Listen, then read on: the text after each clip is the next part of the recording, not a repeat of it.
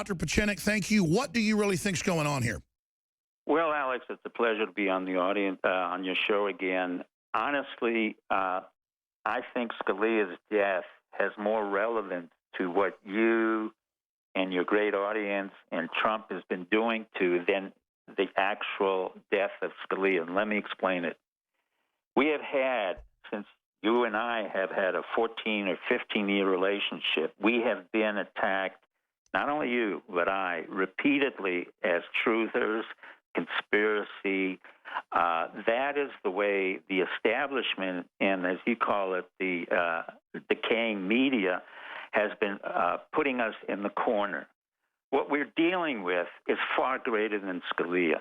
You hit it right on the head now. Whether he was killed or was not killed is irrelevant to the following issue. We, the American people, no longer trust Obama, no longer trust the Bushes, no longer trust the Clintons. That's a statement of fact. The statement of revolution has been that we have not allowed ourselves to be cowed by individuals or by groups. In your case, you've remained on the air, and I've been very proud of you, and I've been very proud of the audience. In my case, they try to shut me up with subpoenas and other operations that I understood and were able to avert.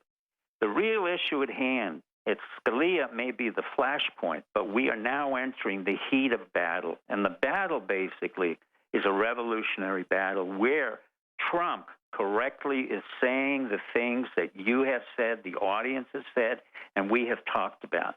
Every time Trump talks about 9/11, it's a coded message to warn the Bushes that you are on trial.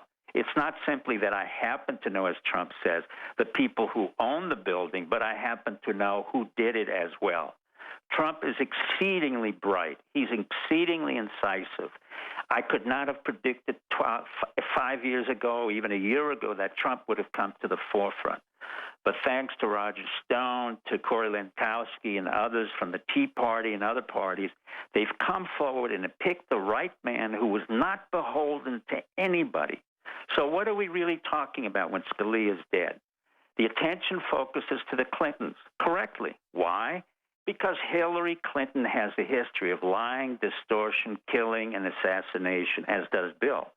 Despite the fact that both of them are cowardly, both of them are inept, and I happen to know for a fact, and they have a lovely daughter. The truth of the matter is, Michael Flynn, the former Director General, the former Lieutenant General of the Defense Intelligence Agency, stated very clearly to Hillary Clinton on Fox Network and everywhere else, and I wrote a blog, Michael Flynn, who's the extremely highly regarded intelligence operative under McChrystal, said repeatedly, Hillary Clinton should stop the campaign. She has violated the security. And he said we were ordered to create ISIS and give them power to take over Syria.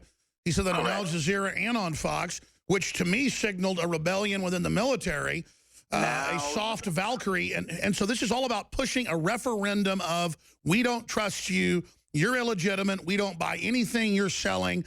Even if you say that that the moon is made out of rock, we don't believe it because you said it. Correct, Alex. So let me put it in another way. We've said it for a long time, and sometimes you had to quiet me down. But for years, I've said we've had a military that went to war and combat, rightfully or wrongfully, who's come back and said enough is enough, and we will perform what is called a soft coup. We saw it with Dempsey a couple of months ago when I spoke on your show, and when Dempsey basically said, I can't trust my own generals, I don't trust the White House, which he's correct. Because hold on, you and Colonel Schaefer and others said 2+ years ago that he had gone to the White House and said, the military's not backing you openly bombing Syria. No, we're going to help the Russians. That was a soft coup right there. That came out, as you know, with Cy Hirsch and is now confirmed. That is sensationally good news. Exactly. Now, on top of that, for me to tell you that Michael Flynn, the Defense Intelligence Agency, I can't tell you, in my world, more important than Scalia is Michael Flynn. Why? Because he and James Clapper, and I can't invoke Clapper, but Clapper's a good man, who's Director of National Intelligence, that both of them really oversee 15 of our intelligence units in the military, not only civilian, but in the military. And he has warned her, and he has basically informed the American public to resist in the best way possible, which is to deny the election to the Bushes, deny the election to the Clintons, and deny them to anyone else, except for the man who can speak the loudest and can say what he has to say. Whether Trump knows the details of force structures or conventional systems, or he knows the intelligence, it's not as relevant to me. And here's the big news I want to give people. You knew what was going on. Correct. The day after I had Stone on, you basically on air repeated the conversation I had with him in there, and you hadn't even talked to him. You just know who he is. And they basically telegraphed to me that, hey, Trump's on board. He knows what's going on. We're going to set him up on your show if they go after him for 9/11 Truth. But they were smart enough to not do it. So it shows that there are large cadres in the government that have actually recruited Trump, and that Trump had to spend weeks thinking about it a year ago plus, and literally thinking about how he might have to face his death. So whatever you want to say about Trump, he is making a run at him, and they are really concerned.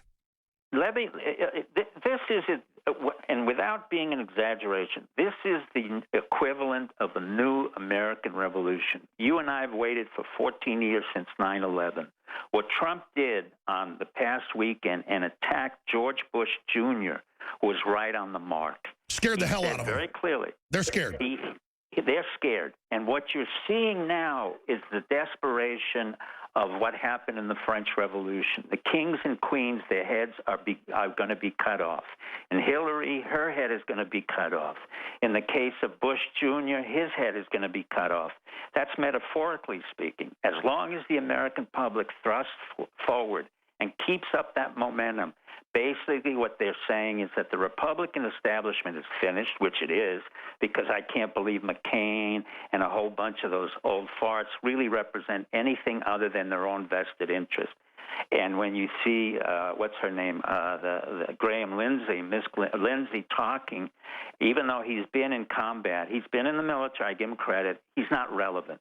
And what Trump is doing... Stay there. We got to go to break, Dr. Pachinik. But I want to come back and ask, how will the globalists strike back? Because you know, is it a false flag, a war? How are they going to strike back? I'm kind of asking you as a really smart mentor from the inside what you think.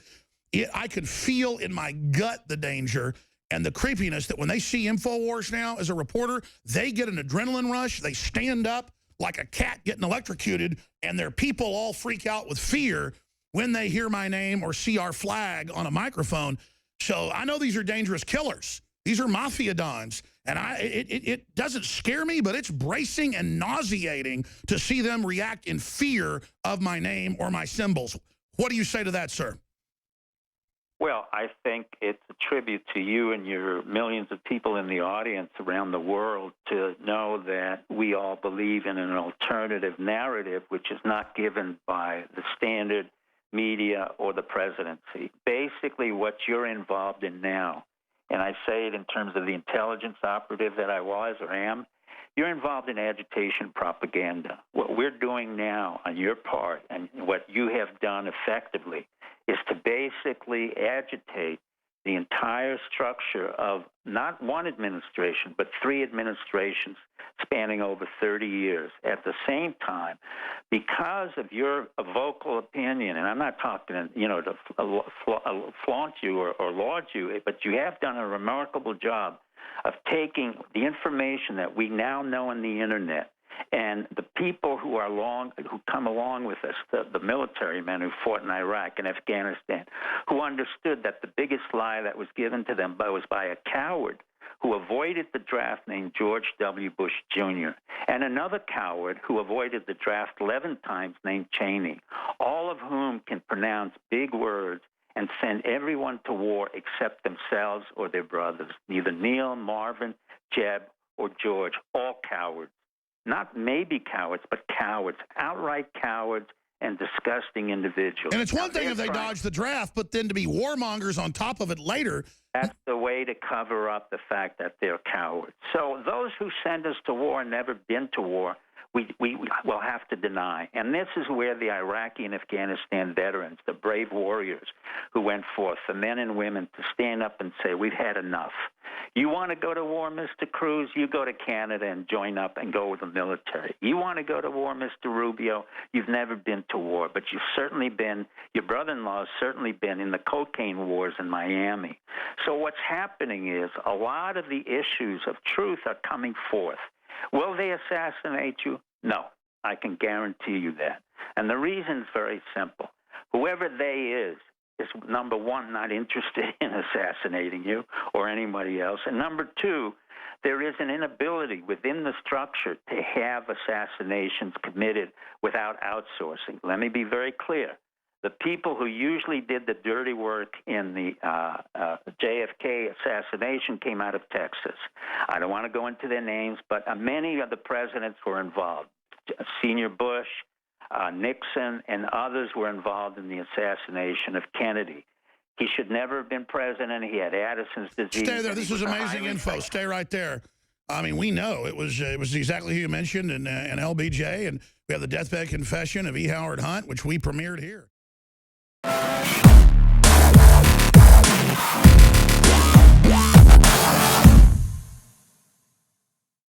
For all of recorded history, civilizations around the world praised the health benefits of silver. At InfoWars Life, our mission is to bring you the highest quality, purest, cleanest, effective colloidal silver on the market today for the lowest price available.